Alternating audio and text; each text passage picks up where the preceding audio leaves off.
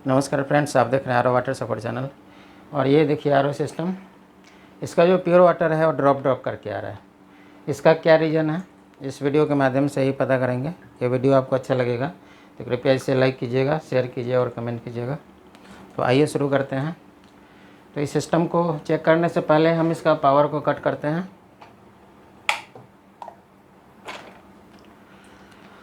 और मेरे पास एक दूसरा बूस्टर पंप है। मैं चाहता हूँ कि इस मेम्ब्रेन को चेक करने के लिए डायरेक्ट एक दूसरे बूस्टर पंप का हेल्प लूँ। तो जनरली फॉल्ट ऐसे पकड़ में नहीं आता है। एक बूस्टर पंप आपके पास हमेशा ऑलरेडी होना चाहिए ताकि आप सही से मेम्ब्रेन चेक कर सकें। नहीं तो ऐसे तो प्रेशर गेज रहता है तो उससे चेक किया जाता है, लेकिन जनरली देखा गया कि प्रेशर गेज नहीं रहता है। लेकिन आप लोग चूँकि काम करने जाते हैं तो आपको बूस्टर पंप की ज़रूरत पड़ती ही है, तो एक बूस्टर पंप ऐसे भी आपको रखना है। तो इससे हम चेक करेंगे इसको। तो इसको चेक करने के लिए मेरे पास एक दूसरा SMPS भी है। ऐसे भी RO का जब भी आप काम करने जाएं तो आपके पास हर एक स्पेयर होना चाहिए। यही कारण है कि मेरे पास अभी आप देख सकते हैं आपको हर एक स्पेयर मिलेगा। सिर्फ इसका जो बॉडी होता है वो बॉडी छोड़ करके और हमारे बैग में आपको RO सिस्टम का हर एक पार्ट्स मिल जाएगा। क्योंकि पता नहीं जब आप RO सिस्टम जाते हैं बनाने तो वहाँ आपको क्या ख़राब मिलेगा, कोई ठीक नहीं रहता है। इसलिए हर एक पार्ट्स आपके बैग में होना ही चाहिए। तो सबसे पहले हम इस बूस्टर पंप को कनेक्शन करते हैं SMPS का DC वायर से, और फिर इसमें ट्यूबिंग लगा लेते हैं इसका इनपुट आउटपुट देख करके। और ये है इसका इनपुट।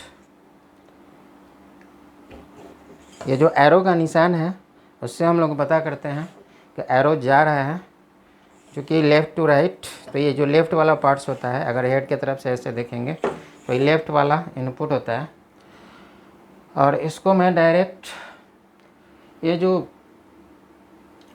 इसका प्री फिल्टर है मैं वहाँ से इसको पानी दूंगा।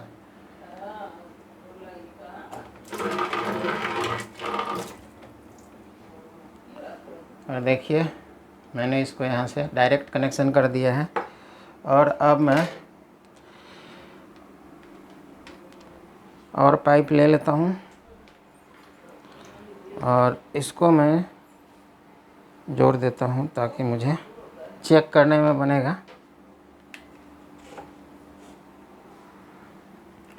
और डायरेक्ट हम इस मेम्ब्रेन में इसको इंसर्ट कर देते हैं।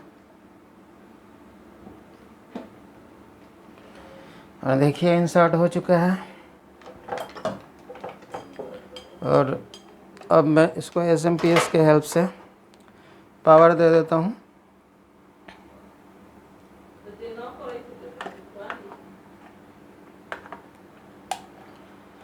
और मैंने इसमें पावर दे दिया है लेकिन स्विच ऑन नहीं किया है।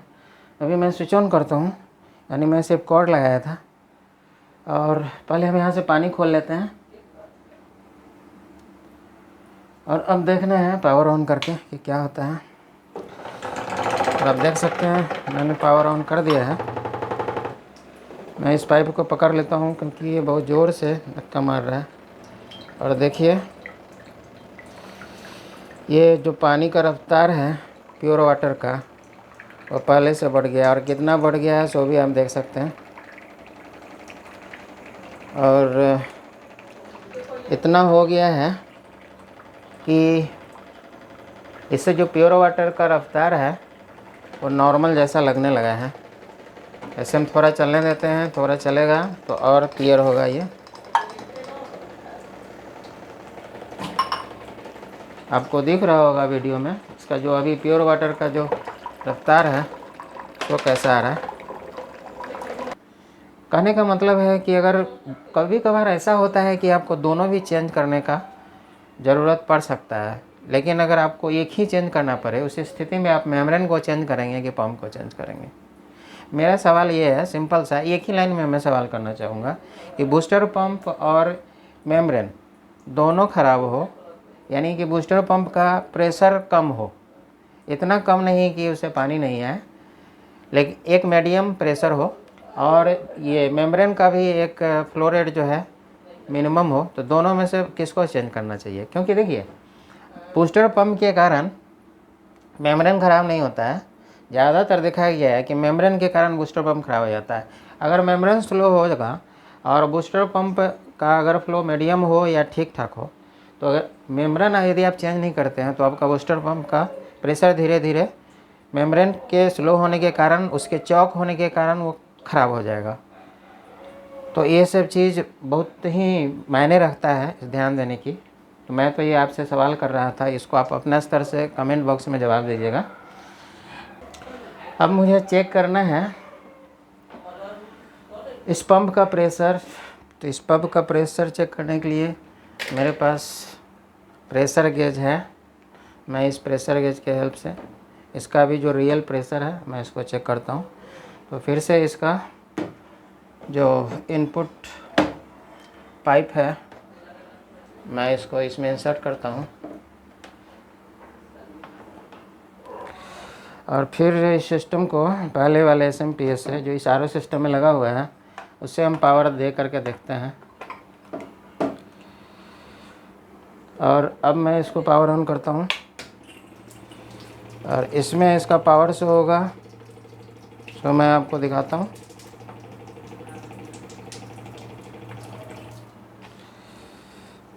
और इसमें अभी जो बूस्टर पंप का पावर शो हो रहा है वो बहुत ही कम शो हो रहा है। ये 40 भी नहीं है, 40 से भी कम है, लगभग 35 शो हो रहा है। आप देख सकते हैं यहाँ पे इसका जा रहा है, इसका जो नीडल है मैं अलग से एक पुश फिट एल्बो लगा दिया, पुश टू पुश, और यहाँ मैं पंप में इनपुट कर दिया।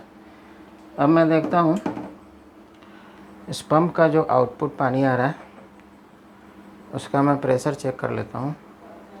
पावर हम देते हैं इसको,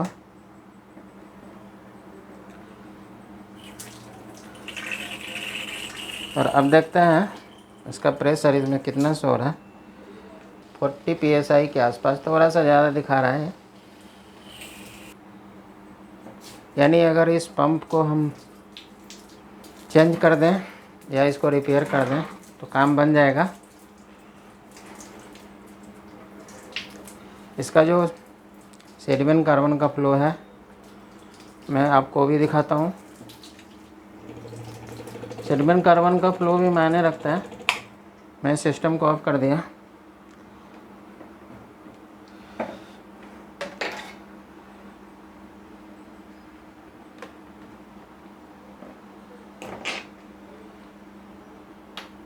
तो इस सेडिमेंट कार्बन का फ्लो देखने के लिए SV का जो इनपुट है इस पाइप को मुझे यहाँ से निकालना होगा। और यहाँ से नहीं निकलेगा तो यहाँ से ज़बरदस्ती करने की ज़रूरत नहीं है, आप इधर से भी निकाल सकते हैं। आपको देखना है कि ये कहाँ से इनपुट हो रहा है। और आप देख सकते हैं ये इधर इनपुट हो रहा है और यहाँ से इजी है पाइप निकालना। जहाँ से जो काम इजी हो वहीं से आपको कर लेना है। और देखिए यहाँ पे मैंने पाइप लगा दिया है और यहाँ से मैं पानी निकाल कर देख लूँगा। तो पानी को पहले हम इनपुट कर देते हैं बल्क हेड के हेल्प से। इस पाइप को हम यहाँ से निकाल भी सकते हैं। और अब मुझे देखना है यहाँ से इसका स्पीड सेडिमेंट और कार्बन फिल्टर का। कुछ फिटिंग्स यानी कुछ एल्बो और ट्यूबिंग आपके पास अवेलेबल होना चाहिए, तभी आप RO सिस्टम का ट्रैवल इजीली कर पाएंगे, नहीं तो आपको दिक्कत होगा। और देखिए सेडिमेंट और कार्बन दोनों फिल्टर से जो पानी का स्पीड आ रहा है वो आप देख सकते हैं कैसा है।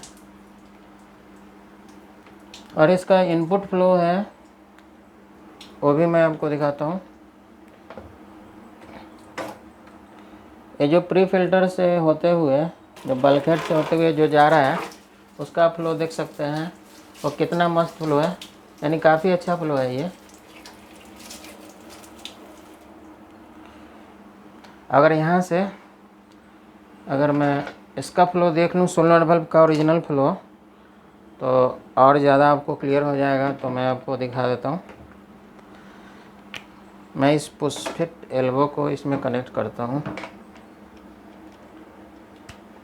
रियल में ये जो सोलनॉइड बल्ब है वो कितना अच्छा है सो पता चल जाएगा, और सही से काम करता है कि नहीं। जैसे कि अभी पानी मैंने इसमें दे दिया है और इससे पानी आ रहा है कि नहीं सो आप देख लीजिए, और इससे पानी नहीं आ रहा है, लेकिन जब पावर देंगे तो इसमें पानी आएगा। ये तो पंप का पानी है और ये आपका वाल्व का है, और देख सकते हैं वाल्व से जो आउटपुट पानी आ रहा है उसका रफ्तार अच्छा है, यानी बल्ब सही है, बल्ब सही वर्क भी कर रहा है। ये जो सोलनॉइड बल्ब है देखिए एक भी बूंद पानी नहीं आ रहा, यानी इसी ढंग से सोलनॉइड बल्ब वर्क करना चाहिए। तो मैंने आपको एक तरीके से थॉरो चेक करके दिखा दिया, सिर्फ इलेक्ट्रिकल पार्ट छोड़कर। जैसे यूवी का काम मुझे इस वीडियो में नहीं दिखाना है आपको, मैंने आपको ये दिखाया कि सेडिमेंट कार्बन स्लो है। तो रियल में सेडिमेंट कार्बन में दोनों में से कौन स्लो है, अब ये आपको मैं दिखाता हूँ। फिर से हम यहाँ से पानी को बंद करते हैं और मैं ये पानी जो इनपुट है उसमें फिर प्री फिल्टर का पानी मैं दे देता हूँ। मैं देख लेता हूँ ये सेडिमेंट और कार्बन दोनों फिल्टर में कौन सा फिल्टर है जो स्लो है। तो पहले हम सेडिमेंट से पानी को निकालेंगे,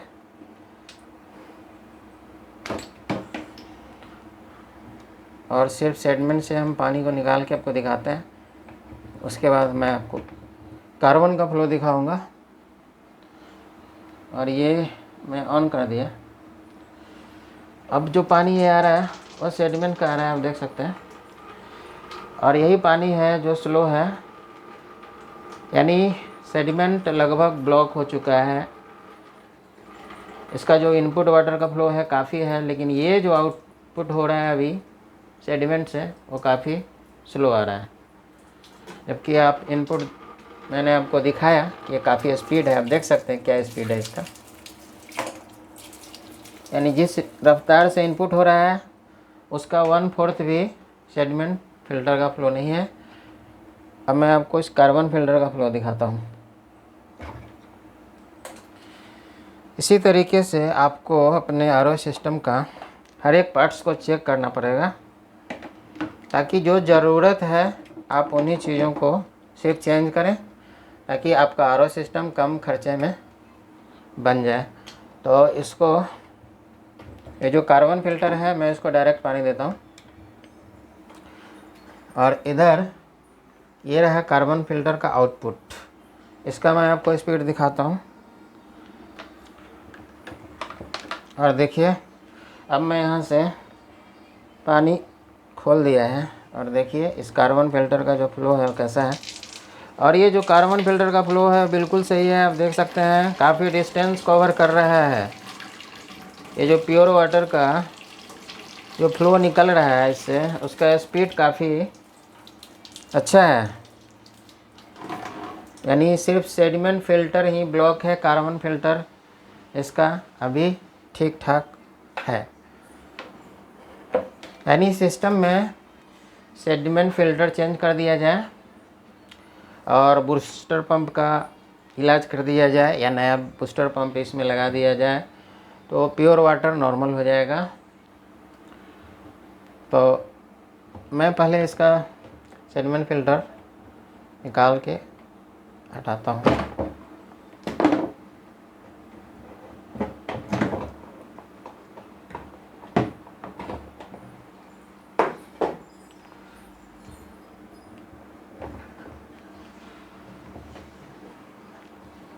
और ये रहा इसका बूस्टर पंप।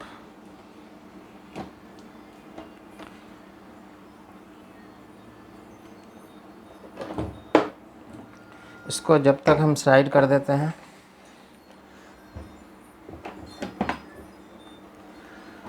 अभी मैंने इस सिस्टम से पावर को कट कर दिया है, क्योंकि जनरली देखा जाता है कि जो असेंबल आरओ सिस्टम होता है उसका जो यहाँ पे जो फ्लोट बल्ब का माइक्रो स्विच होता है उसमें एसी करंट दिया हुआ रहता है, इसलिए इसको ध्यान रखना है, पावर को कट करके ही आपको करना है। और देखिए ये जो पंप है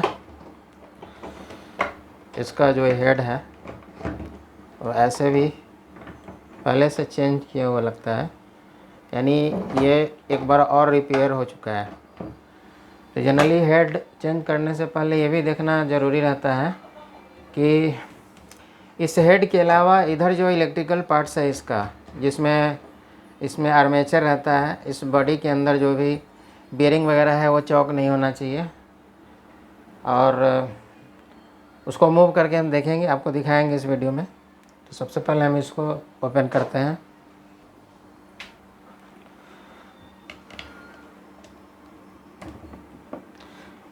और जनरली हेड ओपन करने के लिए ये जो 3 बोल्ट है उसको हम लोग खोलते हैं।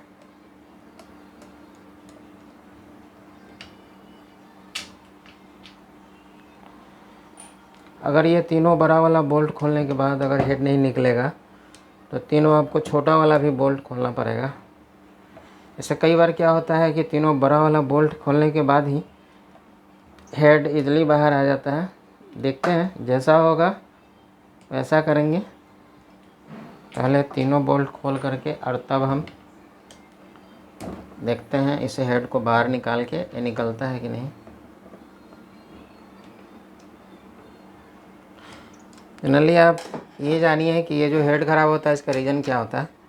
बूस्टर पंप को अगर पानी नहीं मिलेगा या कभी कभार ये जब ड्राई चलेगा उस स्थिति में, और देखिए ये हेड सिर्फ 3 बोल्ट खोलने के बाद ही इजीली निकल चुका है।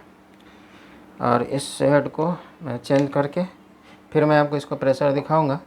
तो सबसे पहले एक बार और हम इसको रन करते हैं और देख लेते हैं इसका स्पीड। ऐसे देखिए ये मूव करने पर, हाथ से मूव करने पे जो है ये इजीली मूव हो रहा है, यानी इसका बियरिंग वगैरह सही है। लेकिन इसको हम पकड़ के देखेंगे इसमें पावर देने के बाद कि ये वाला पकड़ में आता है कि नहीं है। यदि पकड़ में आएगा तो फिर इसको हम मानेंगे कि इधर जो इसका कार्बन ब्रश है वो काफ़ी छोटा हो चुका है। तो उसको भी कन्फर्म हो लेते हैं, ऐसे ये नहीं पता चलता है। तो ये सबसे पहले इसमें पानी देने की ज़रूरत नहीं है, ऐसे भी आप ड्राई भी चेक कर सकते हैं। तो सिर्फ इसमें हम पावर देते हैं, तो फिर मैं आपको चेक करके दिखाता हूँ।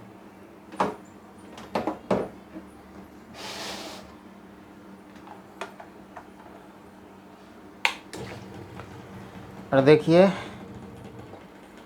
ये पंप चल रहा है। अब मैं इसके शाफ्ट को पकड़ता हूँ और ये देखिए मैं इसको पकड़ा लेकिन ये पकड़ में नहीं आ रहा है, यानी ये बिल्कुल अभी इसमें काफ़ी पावर है।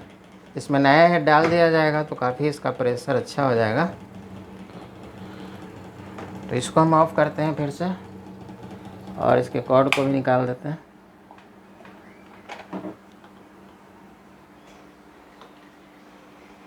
तो अभी सबसे पहले इसका जो एल्बो है, ये जो पुराना वाला हेड है उसका इस एल्बो को मैं इसमें से खोल लेता हूँ। ऐसे मैं देखता हूँ मेरे पास यदि नया एल्बो हो तो नया एल्बो अच्छा रहेगा, क्योंकि इसके अंदर में मुझे गंदगी दिखाई दे रही है। तो बेटर रहेगा अगर नया एल्बो हम डालते हैं इसमें। और ज़्यादा करके देखा गया है कि इसमें जो थ्रेड बना रहता है उसमें अगर ऐसा वाला अगर एल्बो डालें तो कई बार वो फ्री मूव होता है। टेफ्लॉन वगैरह काफ़ी लगाने के बाद किसी तरीके से बंद हो जाता है, लेकिन यहाँ से कभी कभार हल्का फुल्का लीकेज आ सकता है और वो कभी भी आ सकता है। लेकिन ये जो एल्बो होता है, जो नट सिस्टम होता है, उसमें देखा गया है कि ऐसा प्रॉब्लम नहीं आता है। भले ही इसको थोड़ा सा आपको यूज करने में कठिनाई होगी, नट खोलने में कसने में, कभी कभार रिपेयरिंग टाइम में भी आपको इसको खोलने कसने में थोड़ा सा कठिनाई होगी, लेकिन फ़ायदा है इससे। फ़ायदा ये है कि काफ़ी प्रेशर भी जहाँ जनरेट होता है वहाँ पे इससे किसी भी तरीके से प्रॉब्लम नहीं आता है, ये नहीं निकलता है। तो सबसे पहले मुझे इसमें टेफ्लॉन मारना पड़ेगा। तो इधर जो थ्रेड है जो हेड में हम इसको टाइट करेंगे, उसमें हम कम से कम 20 से 25 बार इसमें टेफ्लॉन टेप पे लपेट देते हैं।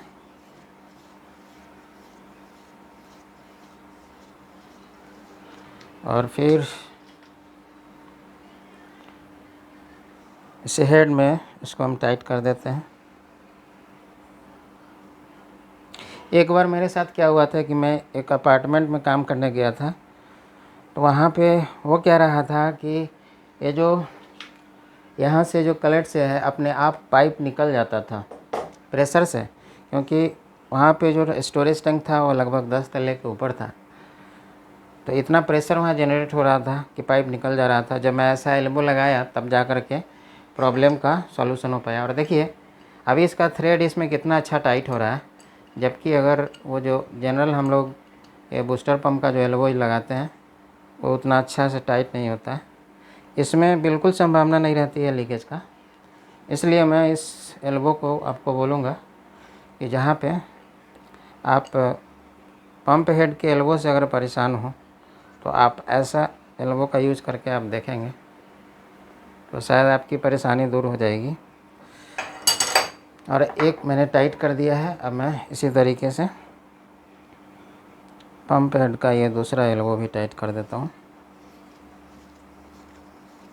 आप वीडियो को पूरा देखेंगे, अगर नहीं देखेंगे तो आप समझ नहीं पाएंगे कि कोई भी सिस्टम रिपेयर कैसे होता है, उसमें कौन सा कब पार्ट्स ख़राब होता है, कैसे चेंज करना चाहिए और उसका कारण क्या होता है। जो कारण होता है उस कारण को भी मिटाना है, नहीं तो मान लीजिए जैसे यहाँ पे हेड का प्रेशर डाउन हो गया, फिर से डाउन हो जाएगा। जैसे आपने देखा कि यहाँ सेडमेंट फिल्टर का फ्लो रेट कम था। और अब देखिए इसका जो भी पाइप है पुराना वाला, मैंने उसको हटा के और इसमें मैं नया पाइप लगा देता हूँ। जैसा कि इधर है इनपुट वाला पाइप, पहले मैं इसको लगा देता हूँ।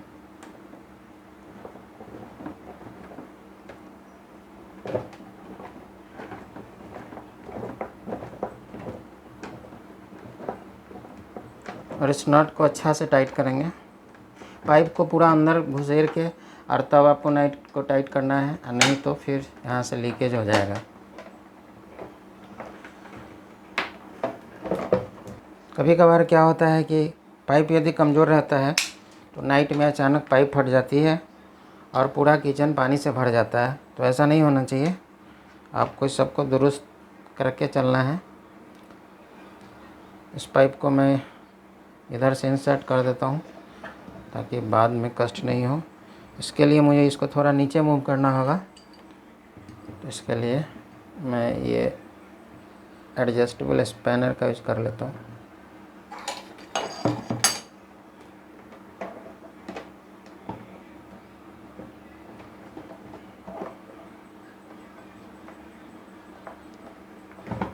आप अगर दोनों में नहीं लगाना चाहें, ये जो बेस प्लेट का जो दोनों लेग है उसमें कम से कम एक में भी आप लगाएंगे तो काम चल जाएगा।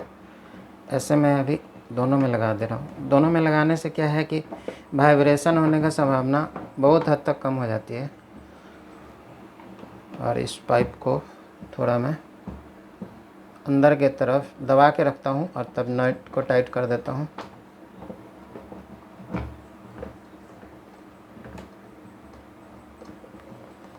और यह नट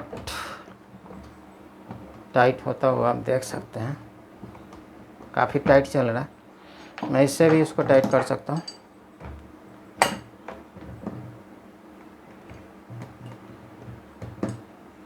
और देखिए ये बिल्कुल एकदम पास में जा कर के टच हो गया, यानी अब इसको टाइट करने की ज़रूरत नहीं है। तो इसमें मैं नया सेडमेंट फ़िल्टर डालता हूँ एक,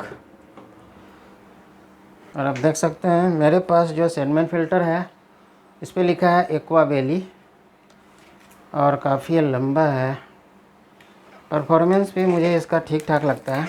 मैंने इसका यूज़ किया है पहले भी, लेकिन वीडियो के माध्यम से मैं आपको पहली बार इसको यूज़ करके दिखा रहा हूँ।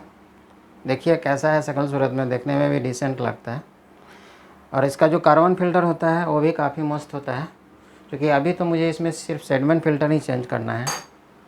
फिर नेक्स्ट सर्विस में जब मैं आऊँगा तो मैं इसका कार्बन फ़िल्टर चेंज कर दूँगा, ताकि एक बार में बजट बड़ा नहीं हो रिपेयरिंग का, उसको देखते हुए। क्योंकि जनरली देखा गया है कि आरओ सिस्टम में कुछ न कुछ हमेशा हल्का फुल्का होते रहता है, चेंज होता ही रहता है। तो अभी जो ज़रूरत है मैं सिर्फ उसको चेंज करता हूँ। और ये रहा 2 पुश फिट एल्बो जिसको मैंने कनेक्ट कर दिया है। और ये जो भी ओल्ड पाइप है, हो सकता है इसमें काफ़ी गंदगी भरा हो, बिल्कुल अंदर से काला दिख रहा है, इसलिए मैं इसको चेंज कर देता हूँ।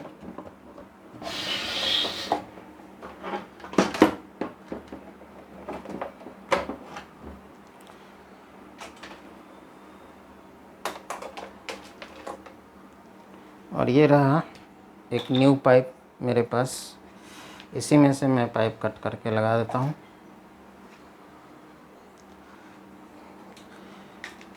ये पाइप जब किसी एल्बो में इंसर्ट किया जाता है तो उसके बाद यहाँ पे स्क्रैच आ जाता है, खरोंच टाइप का, इसलिए मैंने उसको आधा इंच कट कर दिया है। और देखिए इस पाइप को मैंने अंदर में इंसर्ट कर दिया है। और अब इसको मैं यहाँ पे इंसर्ट करता हूँ।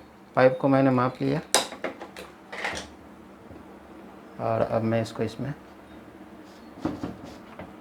ये पाइप पूरा अंदर से जब बैठता है तो खट से आवाज़ करता है। और ये बिल्कुल अंदर जा चुका है पाइप। और अब मुझे ये जो मेम्ब्रेन है, इसका मेम्ब्रेन का जो ये पूरा मेम्ब्रेन सहित जो हाउजिंग है उसके मुझे इसमें फिट करना है। बाद में इसको पोंछने में दिक्कत होगी, इसलिए पहले हम इसको हल्का फुल्का पोंछ लेते हैं, जिस एरिया को हम बाद में नहीं पोंछ पाएंगे। और ये ऐसे लगा हुआ था क्योंकि ये पंप का पाइप ऐसे जा रहा है, तो उसके हिसाब से इसको मैं लगा देता हूँ।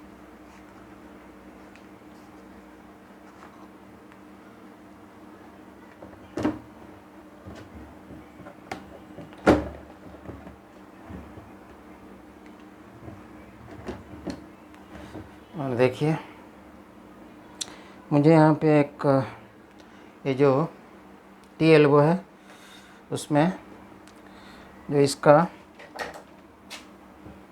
TDS कंट्रोलर है उसको भी कनेक्ट करना है, इसलिए मैं इसको यहाँ से कट करता हूँ।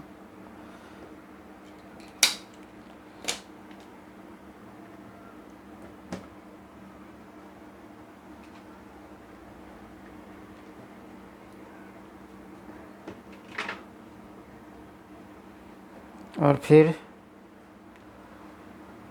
ये जो पाइप है ये चला जाएगा इस मेम्ब्रेन हाउजिंग के अंदर।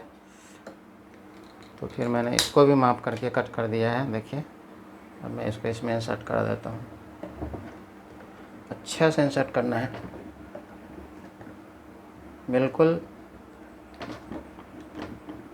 अंदर ये बैठना चाहिए, नहीं तो लीकेज हो जाएगा। और अब देखना है ये जो पाइप है उसको भी कैसे क्या है TDS कंट्रोलर का।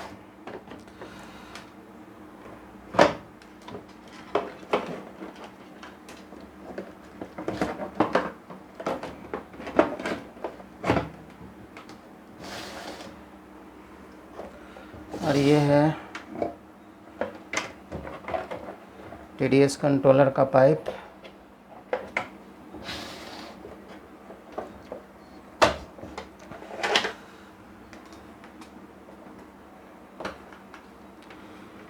और मुझे चूँकि वाइट पाइप चाहिए इसलिए मैंने इसको निकाल करके इसमें लगा देता हूँ। बिल्कुल अंदर जाना चाहिए पाइप,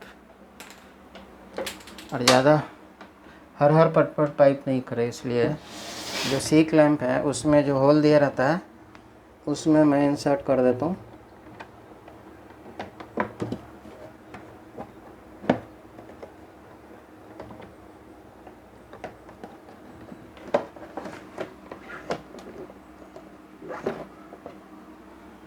और ये आप देख सकते हैं अब यहाँ पे आ गया है TDS कंट्रोलर के पास में।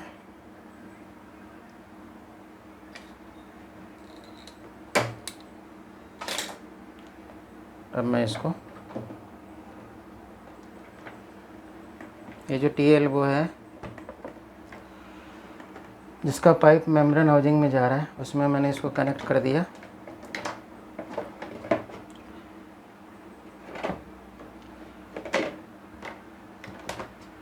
और ये रहा TDS कंट्रोलर का आउटपुट पाइप, इसको भी मुझे चेंज करना है। अब मुझे इसका जो TDS कंट्रोलर का आउटपुट पाइप है इसके लिए वाइट पाइप नहीं बचा है, तो मैं इसमें ब्लू कलर का ही पाइप लगा लेता हूँ।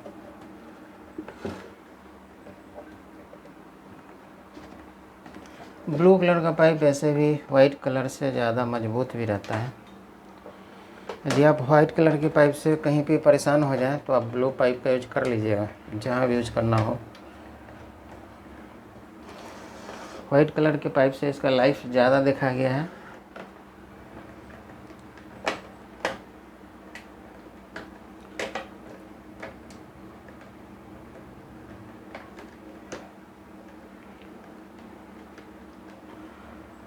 और आप देख सकते हैं यहाँ पे जो एल्बो है वो भी 1/4 इंच का एल्बो है, इसलिए यहाँ पे एक टी एल्बो लगा हुआ था एक्स्ट्रा। तो इस पाइप को मैं यहीं पे एक टी एल्बो के हेल्प से मैं लगा देता हूँ।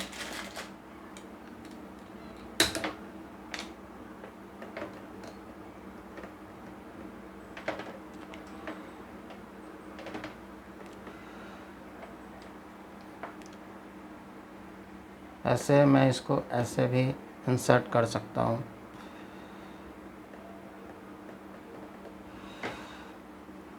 या मैं इस पाइप को बड़ा कर दूँ तो उससे भी हो जाएगा। मेरे पास इतना बड़ा पाइप है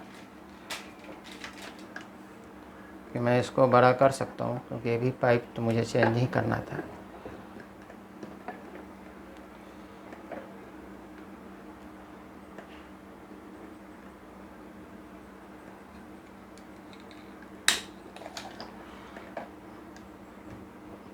और देखिए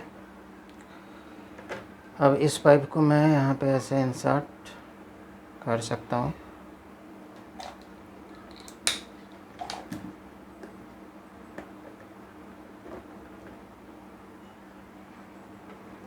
और इसको मैं पीछे की तरफ मूव कर देता हूँ। आप देखिए ये जो इसका ब्लू वाला पाइप है वो फ्लोर रिस्ट्रिक्टर में इन होता है। तो मैं जैसे इन था फ्लोर रिस्ट्रिक्टर में, वैसे ही मैं इसको इसमें इन कर दिया। और इसको मैं पीछे बेस प्लेट में टाइट कर देता हूँ जैसे टाइट था।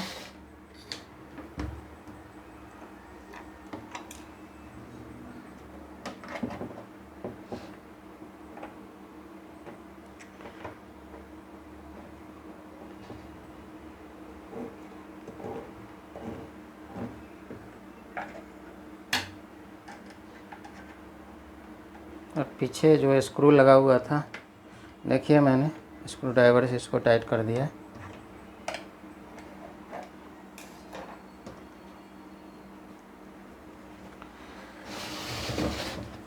और अब मुझे देखना है इससे जो स्पीड आ रहा है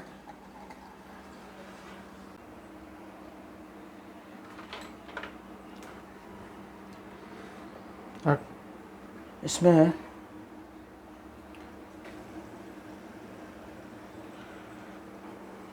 मैंने ट्यूबिंग कर दिया है। और अब मुझे इसमें देना है पावर।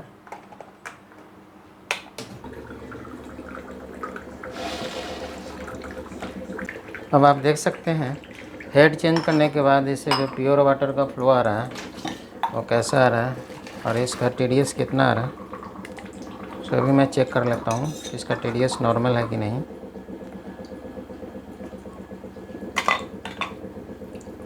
और ये TDS अभी 103 के आसपास शो हो रहा है। और ये जो स्पीड है वो लगभग नॉर्मल है।